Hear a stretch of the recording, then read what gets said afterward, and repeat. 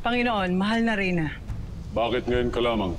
Sapagkat ginawa namin ang lahat upang matagpuan si Amihan at ang batang ligaw na kasama niya. Ngunit nabigo kami. Hindi mo na sila kailangan pang hanapin, Agane.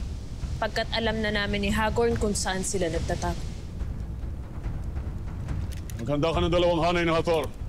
Bigyan mo ng pinakamahuhusay na armas. Magtungo ka sa kuta ng mga mandirigma. Magkikita tayo doon.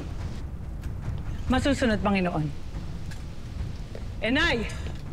Ipahira mo muna sa akin ang brilyante ng apoy. Aking anak at mahal na Reyna. Ako na lamang mag-isa magtutungo roon sapagkat marami ka pang tungkulin dito sa palasyo. Kailangan mahuli nyo na sinamihan, Ama. Hindi na maaaring makatakas pang muli sila sa atin. Wala silang kamalay-malay sa aking pagsalakay. Kaya't manalig kang bago matapos ang gabing ito, malulutas ang ating suliranin sa kanila.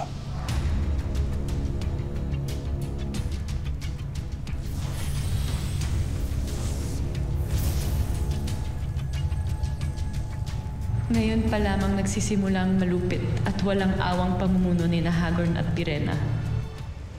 Para sa mga nasawing diwata ng Lireo. Patawarin niyo ang inyong Reyna na wala akong nagawa para iligtas kayo. Ngunit nangangako ako. Hindi masasayang ang inyong kamatayan. Pagkat ito ang panghahawakan ko na ipaghiganti ang lahat ng nangyari sa inyo.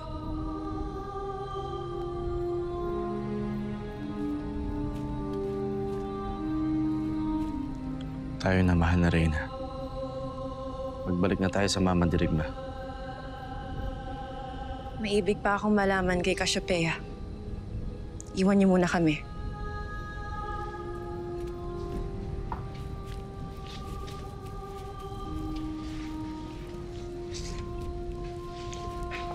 Mata,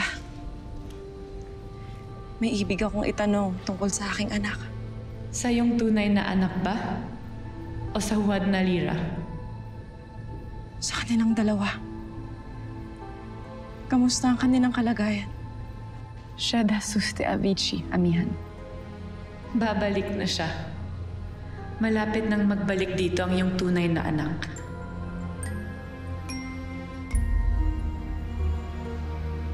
Cassiopeia,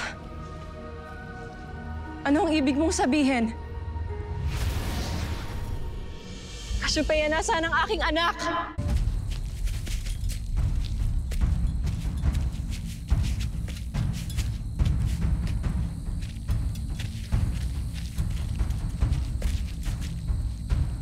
Tahimik na tahimik.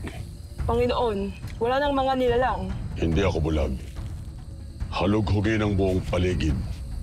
Hindi pa nakakalayo ang mga yon. At siguraduhin ninyong hindi na mapapakinabangan ang kutang ito.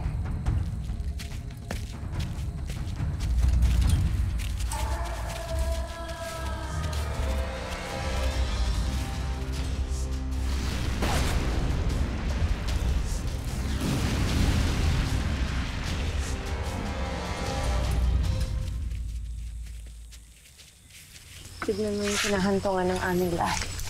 Umaraw. Pinadamay pa namin kayong mga mandirigma sa aming suliran. Para tayong mga pugante na tinutugis sa mga Hathor. Mga duwag na hindi kayang ipagtanggol ang ating sarili. Hindi pa napapanahon na tayo ay lumaban, kamahalan. Mahina ating hanay. At tiyak na magagapi lamang nila tayo. At nakita mo, bilang isang pagkalingang Reyna, na mas makabubuti na sa iyong nasasakupang lumikas. Huwag tayo magtagal rito.